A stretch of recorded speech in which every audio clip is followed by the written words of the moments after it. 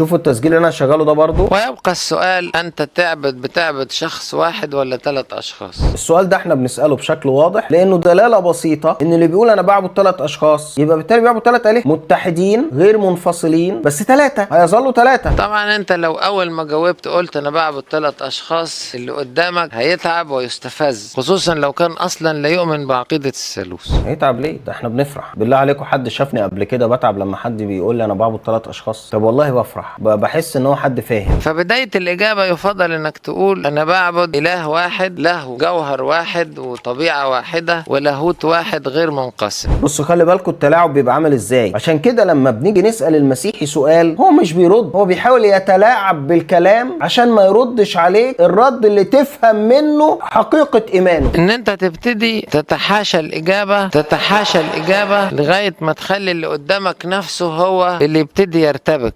شفتوا الخبث في التعليم ده؟ قدامه راهبات وقدامه اكليريكيين تتحاشى الاجابه. ما هو فن الحوار. فن ايه؟ فن التدليس. عشان كده دايما لما بجري والشباب يبقوا مركزين في الكلام ده، لما باجي اسال اي كاهن سؤال بفضل مركز ومستني منه رد على السؤال اللي انا سالته، ما بلاقيش رد، لازم اعيد السؤال مره واثنين وثلاثه. يعني مدرسه ترانوس مدرسه كانت بتعلم كده بشكل واضح، لما يسالك السؤال رد السؤال بسؤال. تتحاشى الاجابه لغايه ما تخلي اللي قدامك نفسه هو اللي يبتدي يرتبك.